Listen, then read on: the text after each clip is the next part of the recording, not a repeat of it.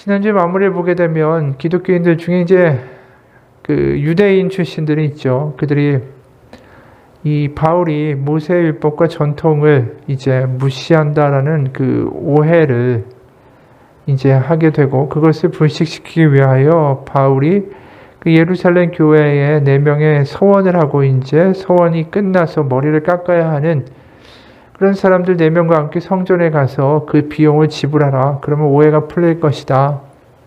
그래서 율법을 폐하거나 전통을 없애고 모세가 필요 없다, 할례가 필요 없다 라고 한 적이 없다라는 것을 이제 증명하면 될 것이다. 그래서 이제 갔습니다. 그래서 7일이 다 됐는데, 그때 어떤 일이 있냐 하면은 21절에 이제 우리가 봤던 건 그 유대인 기독교인들이잖아요. 근데 이제 여기 27절에는 뭐가 나오냐면, 그 이래가 거의 참에 아시아로부터 온 유대인들이 성전에서 바울을 보고 모든 무리를 충동하여 그를 붙들고, 이제 본격적인 이 폭행 사건이 일으키게 된 주동자들은 누구냐면 아시아에서 온 유대인들이에요.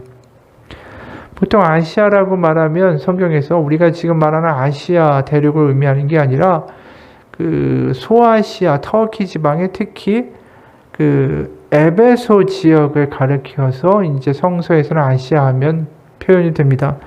그러니까 이 에베소가 아데미 신상 때문에 난리가 났던 곳이잖아요. 바로 그 에베소에서 온 유대인들이 오순절이니까 당연히 성전에 와 있을 거 아닙니까? 그러니까 이제 바울을 보고서 그를 죽여야 되겠다라고 이제 소리를 치면서 충동을 하는 거죠. 그래서 28절에 보면 뭐라고 얘기하냐면, 외치되 이스라엘 사람들아 도우라. 이 사람은 각처에서 우리 백성과 율법과 이곳을 비방하여, 바로 성전을 비방하여 모든 사람을 가르치는 그 자인데, 또 헬라인을 데리고 성전에 들어와서 이것을 더럽혔다. 그래서 죽여야 된다. 이렇게 이제 모함을 하는 것입니다.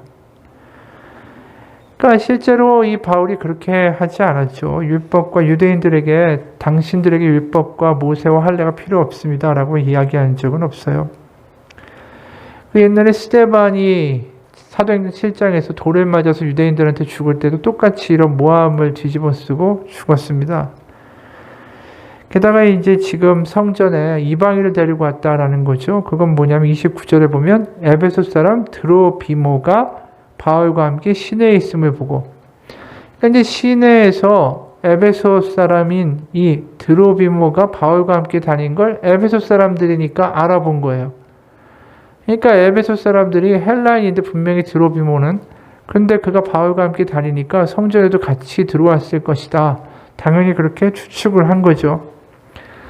원래 성전에는 이방인들은 들어올 수가 없습니다. 이방인의 뜰이 따로 있고 그 안으로 들어가면 유대인 남자만이 들어갈 수가 있게 돼 있어요. 성전 뜰 안으로 들어갈 수가 없는 겁니다. 거기에는 로마인들도 당연히 들어갈 수가 없는 거고, 그렇기 때문에 이들이 이제 발끈하는 거죠. 그래서 이제 바울에게 달려듭니다. 그리고 그를 죽이자라고 하는데, 이제 성전이 드디어 문이 딱 닫히는 거죠. 성전지기들이 문을 딱 닫아대고, 바울은 이제 드디어 뭐 한 사람이 그 많은 사람들을 어떻게 감당하겠어요. 31절에 그들이 그를 죽이려고 할 때 온 예루살렘이 요란하다는 소문이 군대 천부장에게 들리매, 이 소요와 지금 아주 시끌벅적한 이 난리가 로마 천부장한테 들린 거예요. 로마 군대. 백부장은 100명을 거느리는 거고 천부장은 1000명을 거느리는 거죠. 이 로마 군대의 천부장이 이것을 듣게 된 이유는 뭐냐 하면, 바로 로마 군대가 이 성전의 바깥들하고 계단으로 연결되어 있었어요. 거기에 안토니오 요새라는 데에 이제 천부장이 주둔하고 있었는데, 이 분명히 지금 성전 안에서 난리가 났다. 그리고 이것이 어떻게 된 건지 모르지만 일단은 진압을 해야 되겠죠. 이게 소요가 어떻게 된 건지 모르지만 반란으로도 될 수도 있고, 이게 어떤 건지 정체를 모르지만 이것이 이제 천부장에게는 위협적인 행동들이 되니까, 그 당시 천부장 하면은 보병으로 한 750명 정도를 데리고 있고, 그 다음에 기병으로 240, 50 데리고 있는 막강한 권력을 가지고 있는 사람이에요. 그래서 이제 이 사람의 이름이 나중에 보면 23장에 글라우디오 루시아라는 사람인데, 그래서 32절에 보면 그가 급히 군인들과 백부장들을 거느리고 달려 내려가니, 그들이 천부장과 군인들을 보고 바울 치기를 그치는지라. 여기 백부장들을 데리고 왔다니까 최소한 200명 이상의 병사들을 데리고 간 겁니다. 수백 명의 로마 군대가 갑자기 출동을 하니까 소동을 부리던 사람들이 바울 때리다가 멈춘 거예요. 벌써 바울은 많이 다쳤겠죠. 이 노년기에 수많은 사람들이 한 대만 때려도 얼마나 많이 맞았겠어요. 33절에 천부장이 가까이 가서 바울을 잡아 쇠사슬로 결박하라.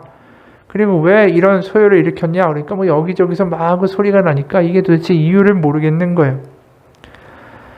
그래가지고 영내로 데려가야 되겠다. 그래서 영내로 데려가려고 합니다.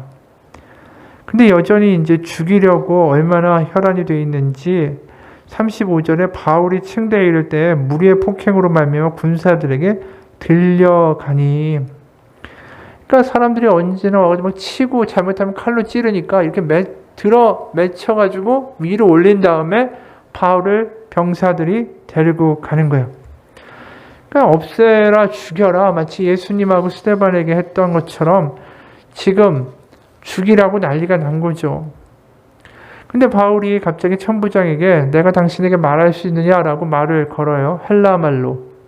왜냐하면 로마인이니까 당연히 아람어나 히브리어를 할 수 없고, 그 당시에 전 세계는 다 헬라어를 많이 썼으니까 헬라 말을 하니까 알아듣는 거죠. 그러면서 38절에 바울을 이렇게 오해합니다. 네가 이전에 소요를 일으켜 자객 4,000명을 거느리고 광야로 가던 애굽인이 아니냐. 그렇지 않고서는 이렇게 사고가 날 리가 없다라는 거죠. 성전 안에서 네가 뭔가 테러리스트니까 지금 이런 성전의 소요가 발생한 거 아니냐.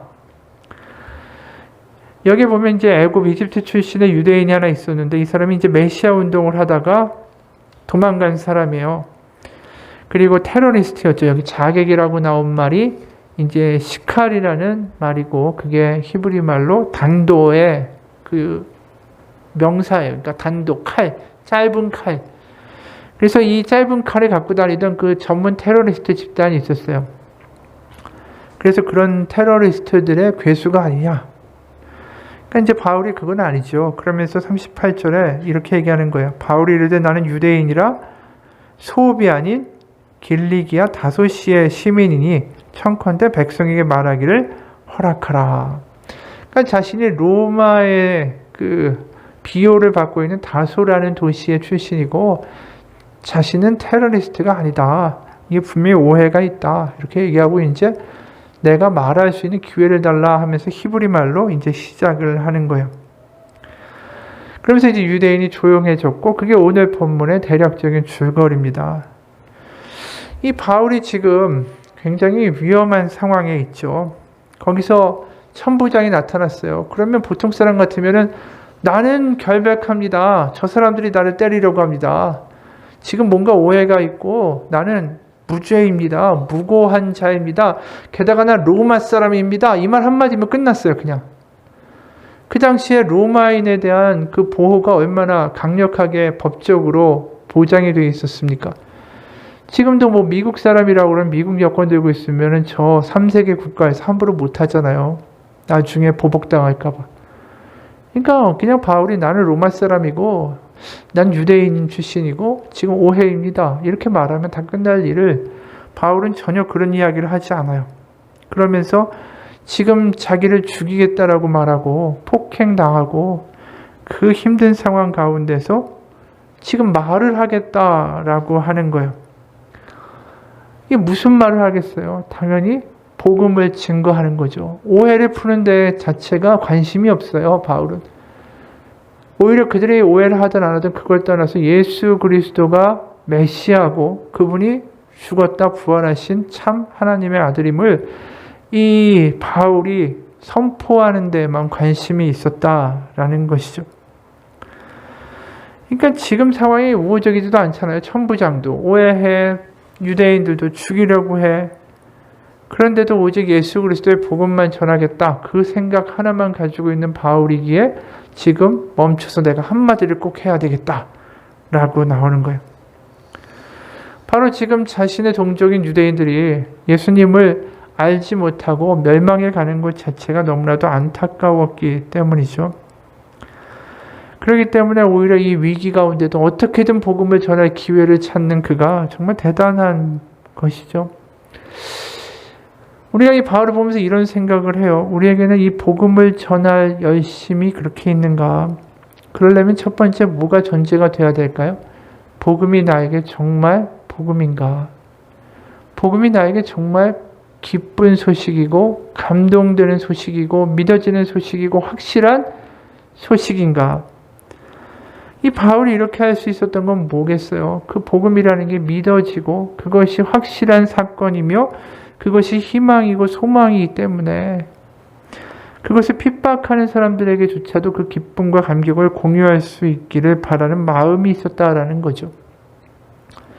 그렇기 때문에 우리가 이렇게 복음 전도에 열정이 있는 사람들은 결국 그 근본이 뭐가 있냐면 복음이 자신에게 너무 기쁜 소식이라는 거예요. 내 안에서 감격이 있고 기쁨이 있고 예수님과 함께하는 그 동행과 그분이 살아계셔서 나를 인도하시는 생생한 그 감격이 없으면 우리는 복음 전도하지 않아요. 왜냐하면 나한테도 그냥 심드렁한데 그게 뭐 남한테 기쁜 소식이 돼서 전달해서 믿으라고 이야기할 것까지의 행동으로 연결되지 못하는 거죠. 복음이 우리에게 정말 기쁜 소식인가? 그것이 나에게는 어떠한 이야기인가?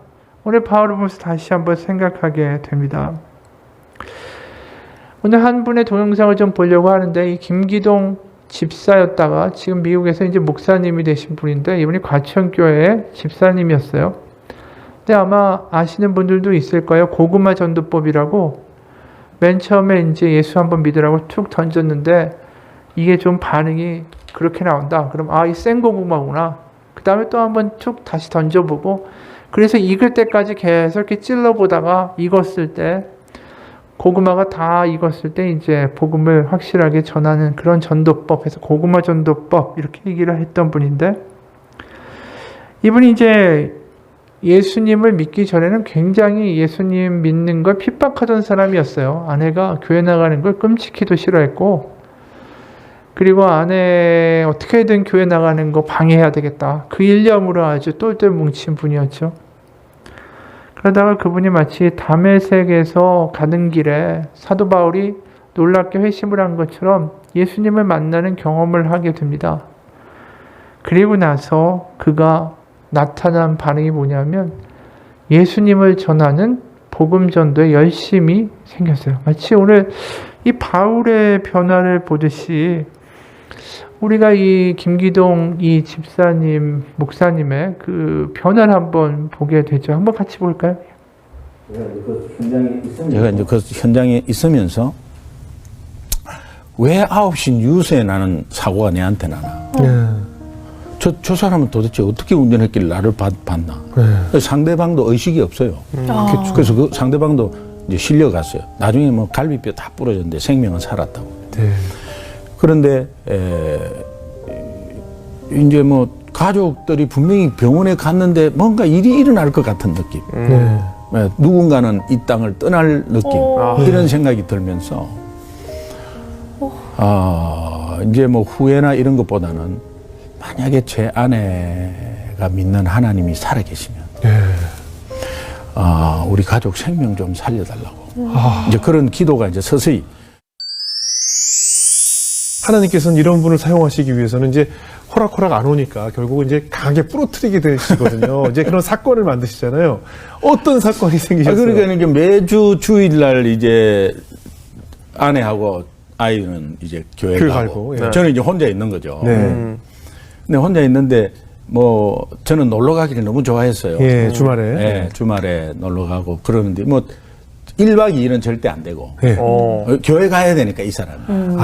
그래서 내가 괜히 허락했다는 생각도 들고 이게 야곱야곱 한 번 허락하고 그다음에 또 허락하고 뭐 부흥회 한다고 부흥회 절대 못 가게 했어. 새벽 기도를 가게 무슨 새벽에 교회를 가냐고. 그래가지고 뭐 야단 나고 했는데 그래도 주일날 이렇게 아내가 교회를 가는 것에 내가 어떻게 하면 데리고 한번 여행을 갈까? 1박 2일을 가겠냐. 이제 그러다가 아이디어를 짜낸 게 이제 뭐 좀 거짓말을 했죠. 일부 예배가 7시 예배인데 일부 예배를 같이 드리겠다 내가. 그리고 놀러 가자. 네. 자기는 좀 봉사도 있다고 하는 가운데서 뭐 조금 조정할 수 있는데 남편이 자기 입으로 일부 예배를 드리겠다 하니까 네네. 그래 좋다 이제 제 아내가 이제 오케이 하고 그러면서 이제 다 어거리해서 아침에 뭐 일찍 준비했죠. 예. 제 속은 그냥 가서 바로 아침 일찍부터 출발하고 예. 주변에 가서 예배 드린다. 뭐 십자가 있으면 아무 교회나 들어가서 그냥 예배 드리면 되지 이런 생각으로 예, 쉽게 예, 생각했죠. 예. 그리고 고속도로를 바로 교회 쪽으로 안 가고 고속도로를 타버렸어 아침에. 네네. 차가 난리가 났겠네. 난리 옆에서 났겠네. 뭐 그냥 차 돌려라고 하는데 제가 잘못했으니까 뭐 좀 가만히 있었죠. 근데 아이들 2살, 5살 뒤에 태우고 네. 이제 차 돌려라고 하는데 그러면 자꾸 너무 차 돌리라고 하니까 여보 교회가 이 교회만 교회냐? 네. 그냥 가서 지나가다가 그냥 십자가 있으면 들어가 가지고 거기서 예배 드리면 되지. 그게 예배 시간이 그렇게 되냐는 거예요. 네. 그래서 아침에 이렇게 그러면 내가 11시나 12시 뭐 거기까지 갈 테니까 하여튼 거기서 드리자고 하니까 차 돌려래. 자기는 이 교회에서 예배를 드려야 된대. 그러니까 제 속으로 너무 섭섭한 거죠. 예. 왜? 내가 지금 다른 사람들과 가족을 내팽개치고 어디 낚시 가고 어디 뭐 집안을 내팽개치고 혼자 놀러 가는 것도 그렇지가 아니고 아닌데. 나는 자녀들 데리고 예. 가정 위주로 이렇게 지금 뭘 하는데 예. 이 사람이 지금 교회에 미쳐가지고 예. 아니 남편이 그렇게 가자면 그렇게 한 번쯤은 그렇죠. 해줘야지. 따라와야 돼. 뭐 아이고, 이렇게 이해가 됩니다. 자꾸 돌리라고 하나만. 네. 그래서 또 왁 하는 거죠. 그래 그때부터는 뭐 예수가 반미기 주냐 남편이 열심히 해서 네. 성실하게 해갖고 지금 우리가 이렇게 잘 사는 거지. 네. 예수가 예수하고 살아라. 그리고 하나님이 살아있으면 나와보라 그래라. 네. 뭐 그냥 바보처럼 전부 다 자신 없는 사람들이 다 교회 갖고 이렇게 빌지 예. 자기가 정말 확신이 있고 성실하게 산다고 하는 사람 같으면 다 열심히 하면 되지. 그리고 뭘 그렇게 교회 하란 말이야 하면서 뭐 그냥 이제 그러니까 뒤에 애들 둘이는 막 울고 그런데 이제 예수가 반미기 주냐 하나님이 살아있으면 나와보라 그래라고 한 그 5분 뒤에 예, 이제 사건이 있는 거죠. 5분 뒤에 저는 뭐 인제 고개 이렇게 강원도에 이렇게 그때 스키를 타러 갔거든요. 12월 8일이었어요. 예. 싸래기 눈이 좀 오고 왜 싸래기 눈이 오지 좀 펑펑 와야 소프트하게 아주 이렇게 이 스키도 예. 재밌는데 하는데 그때 이제 인제 고개 들면서 좀 까만 그 세단이 하나 싹 오고 있었어요. 당연히 지나가리라고 생각하고 가죠. 그래서 저는 뭐 차선과 속도 잘 지켰어요. 예. 근데 그 앞에서 갑자기 그냥 중앙선을 넘어오는데 이분이 이제 졸고 온 거예요. 그러면서 눈까지 오니까 또 미끄러졌군요. 졸고 오면서 이제 자기도 모르게 쑥 넘어간 거죠. 그래서 당연히 그냥 저는 당연히 지나가리라고 했는데 그냥 딱 가는데 앞에 새카맣게 갑자기 한데 꽉 박았는데 거의 80km. 예, 거의 뭐 50층에서 떨어지는 그런 그러네요. 충격이래요. 그러네요. 하는데 아무 소리도 안 들리고 그냥 이거 사고구나라는 생각은 들었고 그러면서 이제 우리 애들. 의식을 이렇게 눈을 떴는데 차에서 불이 확 본네트에서 이제 불이 붙었어요. 예. 불이 헉헉 들어오면서 시커먼 연기가 이제 꽉 차는데 우선 뭐 숨을 못 쉬니까 매캐하니까는 그래서 이제 정신을 차리고 막 스위치를 온데 막 눌리는데 전기가 살아가지고 창문이 띡띡띡띡띡 하면서 이렇게 부러지면서 약간 열렸어요. 네. 연기가 빠져나가죠. 예. 연기가 빠져나가니까 이제 차 안에 상황이 보이는 거예요. 옆에 있는 제 아내가 차 밑에 완전히 들어갔어요.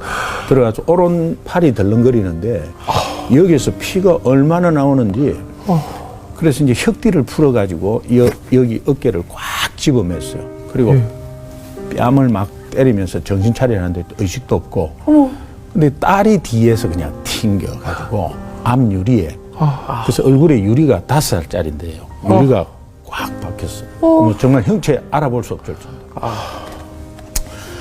그리고 이제 둘째는 카시트를 매달아놨는데 그때 받치면서 혀를 깨물었는지 이 둘째가 입에서 피가 뭉컹뭉컹 나오고 그런 가운데 차는 불이 붙고 있고 차 문은 안 열리고 그런데 앞에서 모래가 막 부러지면서 그 이제 강원도에는 이 이제 겨울에 제설을 하려고 뭐 이렇게 모래 자루를 쌓아놓은 거 그거를 이제 막 뿌리고 그래서 일단 불은 꺼졌어요. 예. 불은 꺼지고 뭐 언제 하여튼 이 절단기가 와갖고 막 하고 해갖고 사람들 도움으로 이제 우리 가족이 다 일단은 빠져나왔죠.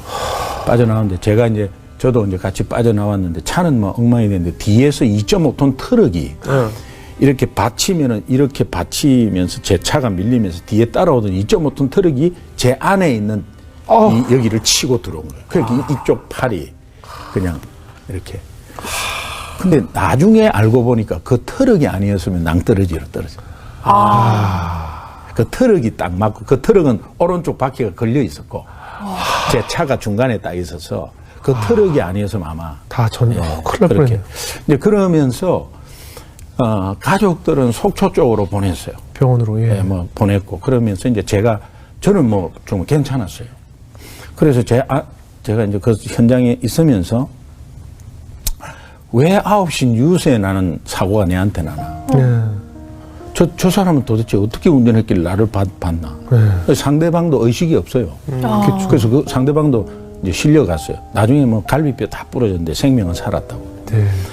그런데 이제 뭐 가족들이 분명히 병원에 갔는데 뭔가 일이 일어날 것 같은 느낌. 누군가는 이 땅을 떠날 느낌. 이런 생각이 들면서 이제 뭐 후회나 이런 것보다는 만약에 제 아내가 믿는 하나님이 살아계시면 우리 가족 생명 좀 살려달라고 이제 그런 기도가 이제 서서히 그런데 이제 뭐 이거는 10,000분의 1이라도 살아계셔야 된다는 생각을 하고 그 다음에 이제 지푸라기 하나 잡는 심정으로 하나님 살려주세요. 하나님 나는 지금 이 상태에서 아무것도 못합니다. 아빠로서 남편으로서 큰 소리 치지만은 지금 상황에서 아무 상황이 없어요. 하나님 살려주세요. 살려주세요 하는데 제 마음속에 안 살려줄 것 같은 거예요. 근데 그 느낌이 왜 오냐면은 제가 하나님께 한 행동이 있잖아요. 너 내한테 이렇게 해놓고 방금 5분 전에 내한테 삿대질 했잖아. 근데 네가 지금 답답해서 내한테 살려달라 그래? 라는 생각이 들면서 그러면서 이제 회개가 나오기 시작했죠. 아니 이제 목숨이 왔다 갔다 하는 상황에서 살려달라고 그러다가 교회도 안 나가신 분이 어떻게 회개까지 그러니까 안 살려줄 것 같으니까. 그러니까 하나님 잘못했어요. 너 성금 이야기 한다고 한 바퀴 돌고 나갔잖아. 나 그거 잘못했어요. 굵직굵직하는 게 생각이 나는 거예요. 하나님 잘못해서 제가 모르고 그랬어요. 하나님 살려주세요. 그러니까 또 삿대질 한 거, 뭐, 교회에서, 하여튼 교회 사람한테 핍박한 거, 뭐, 아내 핍박한 거, 이런 것들이 구체적으로 나오면서 결국은 나중에는 내가 잘못한 거, 그러니까 교회하고 상관없이 제가 잘못한 뭐, 정말 말로도 다 뭐 할 수 없는 이런 죄들이 이렇게 오면서 그걸 이제 회개하면서 그냥 살려달라고만 계속 했어요. 그리고 이제 속초에 따라갔어요.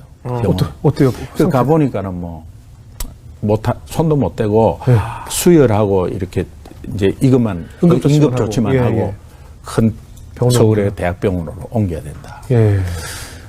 그래가지고 거기서 이제 서울까지 오는 데가 9시간. 그때 주일이잖아요. 가다가 사고 났대.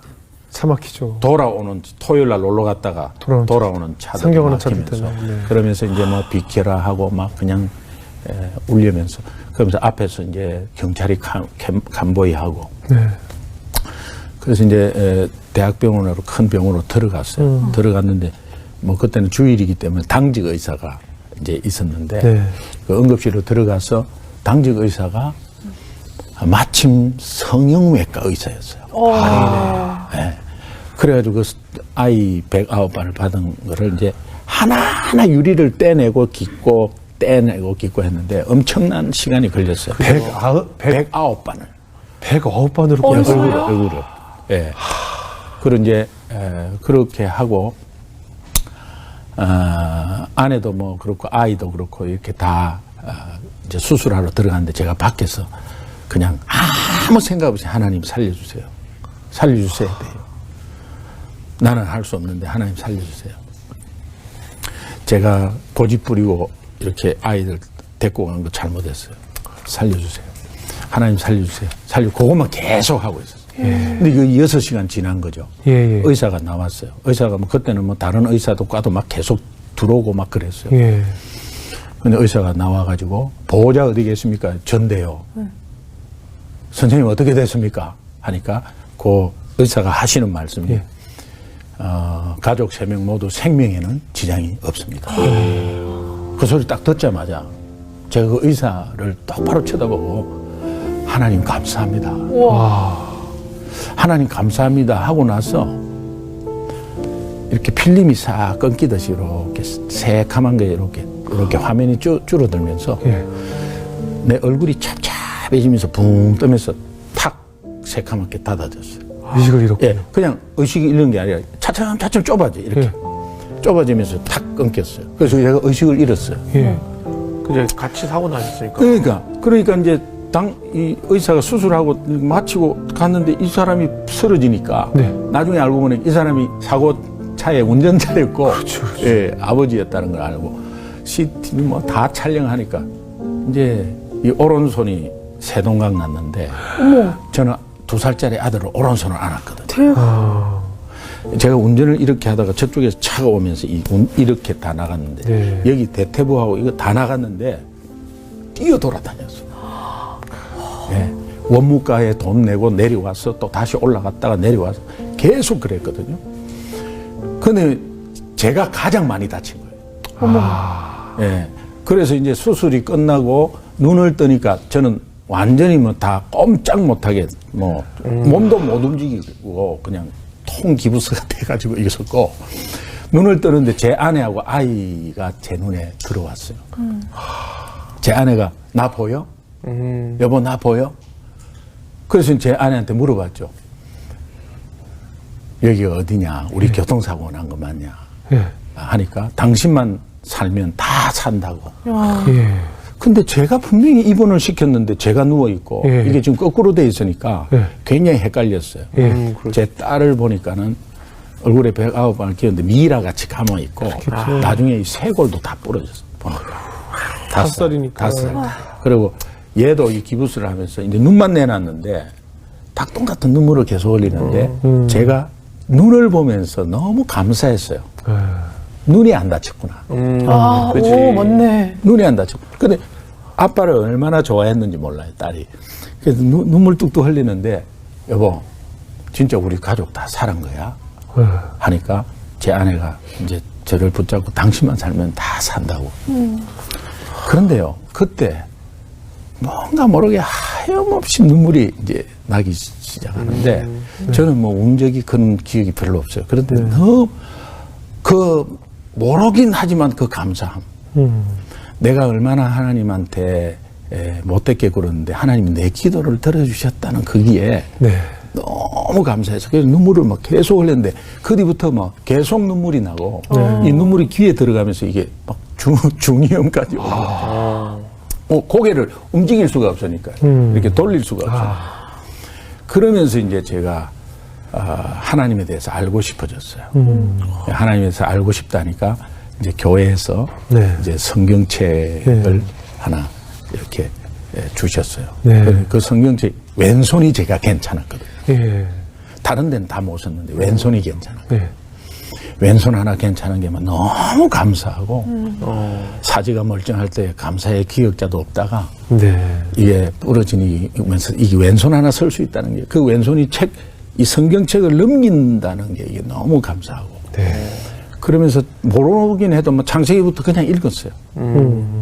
근데 이제 우리가 처음에 마태복음 1장 읽으면 낳고 이렇게. 그럼 뭐 이게 뭘 크게 그러니까. 이런 말씀이 이름도 모르는 이름들이 많이 덮어버렸는데. 저도 지금 넘겨요, 거기. 그때. 잘한다. 그때 이제 제 마음에 그 초신자인데 낳고 하는데 많이 낳았구나. 그리고 나도 낳아야지. 그 어떻게 그런 생각을 했는지 몰라요. 나도 낳아야지 하는 생각이 들었고 네. 그 다음에 제 수준에 맞는, 그러니까 성경을 읽으면서 뭐 다 모르는데 네. 제 수준에 맞는 말씀이 로마서 5장 8절 말씀을 제가 처음으로 받은 거예요. 네. 우리가 아직 죄인 되었을 때 그리스도께서 우리를 위하여 죽으심으로 하나님이 우리에 대한 자기의 사랑을 확정하셨느니라. 아멘. 근데 제가 아직 죄인 되었을 때가 눈에 확 들어오는 거예요. 저는 죄인 되었을 때 예수가 반미기 주냐라고 하는데 2000년 전에 나를 위해서 예수님이 십자가에 돌아가셨는데 나 그때 몰랐고 예. 교통사고가 나서 알았다. 그렇다면 이 시간에 아직까지 죄인이 얼마나 많겠나. 네. 근데 저들은 모르고 있는데 저들이 암에 걸려서 교통사고 나서 깨닫는다면 나하고 똑같이 깨닫게 되는데 내가 먼저 깨달은 이상은 저들에게 알려야 되겠다는 생각이 딱 들었어요. 예, 저도 불교 상황이 있었고 근데 그런 마음으로 이제 뭔가 내가 몸이 조금만 움직일 수 있다면 네. 무조건 예수 믿으라 해야지. 그런 마음이 있었어요. 6천만 원짜리가 있다는 거예요. 예, 예. 아니 그러면 그 주변에 제가 혹시 다른 사람 있나 없나를 보고 아저씨 그거 저한테 주세요. 네. 그랬더니 알고 있어야 되는데 네. 거기는 한 사람 들어가면 3개월도 안 돼서 한 사람이 죽어 나온다. 그래서 마지막에 그 주인 아주머니가 지금 한 달 전에 베란다에서 뛰어내려서 목이 180도 꺾였다는 거예요. 뭐 신문에 다 났는데 모르세요? 그래요. 저는 몰랐다고. 그래서 그거는 내놔도 안 나가는 집인데 거기가 6천만 원에 나왔다고. 그때 복덕바 아저씨한테 그거 우리 집입니다. 주세요. 육화백화점 있는 그 맞은편에 404동 주공 아파트가 있어요. 404동 605호인데 지금 다 아까 없어졌죠? 뭐 없어졌죠. 네네. 이미 오래된 그렇죠, 그렇죠. 예, 20년 지난 예, 예. 이야기니까. 그런데 거기에 한 사람이 들어가면 죽어 나오는 집이에요. 그런 집들이 있잖아요. 네. 예. 그래서 이제 저희는 6천만 원밖에 없었고 반지하에 있어서 빨리 지하를 벗어나고 싶어요. 네. 그래서 다세대 주택 2층 정도 들어갈까? 네. 그래서 그 당시 그 주공 아파트가 1억 2천이었어. 전세. 전세가, 예. 근데 이제 저희는 6천만 원으로 이렇게 복덕방에 이렇게 다니면서 이렇게 했는데, 그런 집은 없다고 하면서 복덕방 아저씨가 예. 31평 복도식인데, 예. 6천만 원짜리가 있다는 거예요. 예, 예. 아니, 그러면 그 주변에 제가 혹시 다른 사람 있나 없나를 보고 아저씨, 그거 저한테 주세요. 네. 그랬더니 알고 있어야 되는데 네. 거기는 한 사람 들어가면 3개월도 안 돼서 한 사람이 죽어 나온다. 그래서 마지막에 그 주인 아주머니가 지금 한 달 전에 베란다에서 뛰어내려서 목이 180도 꺾였다는 거예요. 뭐 신문에 다 났는데 모르세요? 그래요. 저는 몰랐다고. 그래서 그거는 내놔도 안 나가는 집인데 거기가 6천만 원에 나왔다고. 그때 복덕바 아저씨한테 그거 우리 집입니다. 주세요. 저는요, 단지 이런 거죠. 모든 신은 예수 앞에 무릎 꿇는다. 네. 이 빌립보서에서도 나오지만 그 말씀을 붙잡고 있었어요. 그러니까 뭐 어떤 악한 영이든 뭐 간에 우리가 예수 믿으면 떠나갈 것이다. 예. 이런 마음으로 제 아내한테 여보 들어가자 하니까 제 아내가 들어가자. 굉장히 찜찜한 상태로 들어갔죠. 그래가지고 이제 주인이 대전에서 올라오셨어요. 네. 1급 공무원 국장님이신데 네. 이제 대전에서 올라오셨어요. 우리 집을 알았냐 알고 있었다. 근데 왜 들어올라 그러냐. 네. 우리 예수 믿어서 괜찮다. 그리고 이제 싹 뜯어 고쳐 주셨어. 네. 그래서 6천만 원에 들어갔습니다. 저는 뭐 들어가서 첫날 밤에 좀 무섭기는 하대요. 네. 예, 머리가 쭈삣쭈삣 서고. 그런데 이제 아내하고 이제 거실에서 매 기도했죠. 예. 근데 한 일주일간은 굉장히 좀 무서웠어요. 예. 근데 사실은 뭐 그런 무서움이 있었어요. 그런데 아내하고 막 기도를 뭐 엄청나게 했죠. 근데 우리가 들은 기도의 풍월은 있어서 그때도 예수 이름으로 명하노니 악한 영은 이 집에서 물러갈지어다. 네.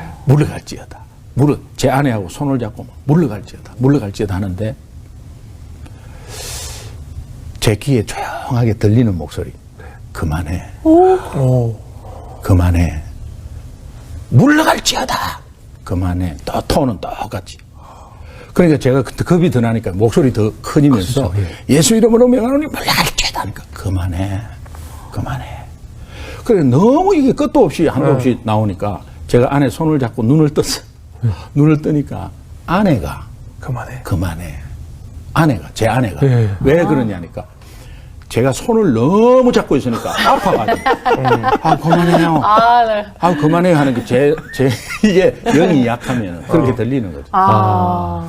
그래가지고 정말 2년 동안 정말 잘 살았습니다. 근데 거기에서 이제 뭐 반상회가 있잖아요.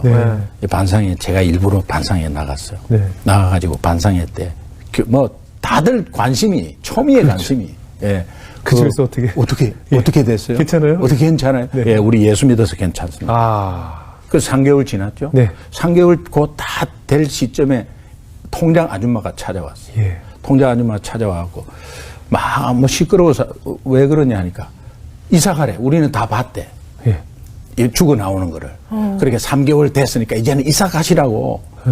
그런데 아주머니 우리 예수 믿고 알고 들어왔어요. 그래서 예수 믿어서 괜찮아요 하니까 그 통장 아줌마가 하는 말씀. 아, 예, 아저씨, 우리도 예수 믿는데요. 그거하고 달라요. 그런 말들 많이 해놨어요. 그래서, 뭐 결국은 하여튼, 그렇게 해서 자꾸 예수 믿는 걸 드러냈어요.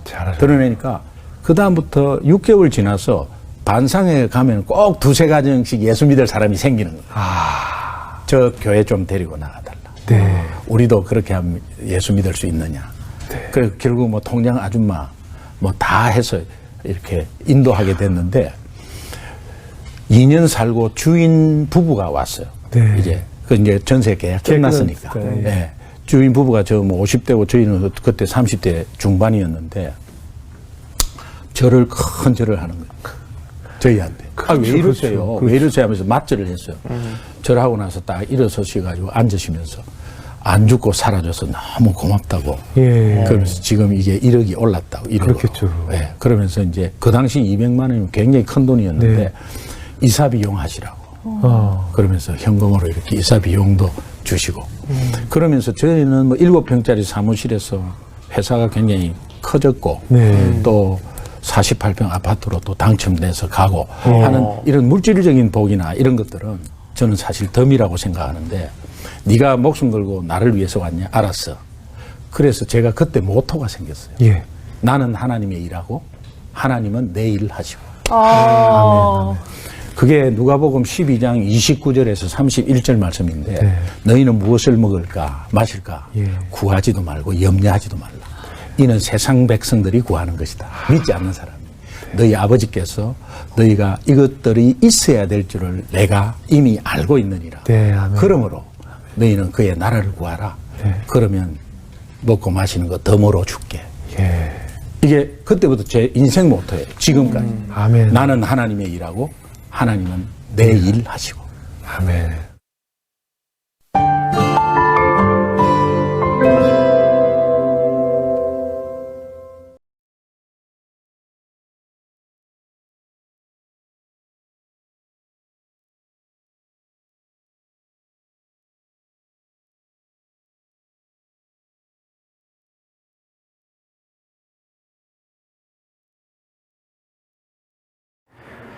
우리가 예수님을 믿기 때문에 세상 가운데 다르게 말하고 다르게 행동할 수 있고 복음을 전할 수 있다면 분명히 하나님이 그 우리의 모습들을 통하여 또 하나님이 역사하시는 것을 경험하게 되리라 믿습니다. 조용히 있는 게 아니라 예수 믿는 티를 내고 예수 믿기 때문에 다르게 행동할 때 하나님 우리의 삶을 놀랍게 다른 지경으로 인도하여 주실 겁니다.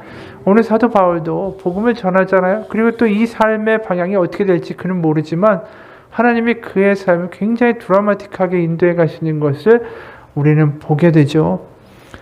우리가 예수님을 전하려는 열심만 있다면 분명히 우리 가운데 기회는 주어집니다.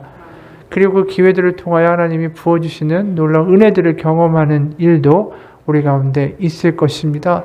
가만히 있으면서 하나님 변화시켜주고, 하나님 가만히 있으면서 복 달라고 하고, 하나님 아무것도 하지 않으면서 내 것만 만족시켜달라고 하는 그런 이기적인 신앙이 아니라 하나님을 위하여 살기 시작하면, 아까 그 이야기 굉장히 인상적이지 않습니까? 내가 하나님의 일을 하면 하나님은 나의 일을 해주신다. 우리의 삶 가운데 분명 하나님에 대한 믿음, 예수 그리스도의 복음의 소식을 전할 수 있는 삶 되기를 주님의 이름으로 축원합니다. 기도하겠습니다. 하나님 아버지, 우리의 삶이 그냥 피동적인 삶이 되지 않기 원합니다.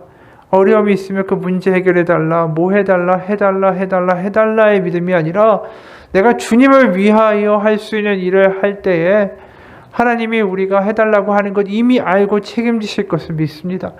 해달라의 믿음이 아니라 주님을 증거하는 삶을 살아갈 때에 그 증인에게 부어주신 하나님의 성령의 충만함과 하나님의 은혜를 경험할 수 있는 또 다른 차원의 믿음으로 갈 수 있도록 하나님 변화되기 원합니다.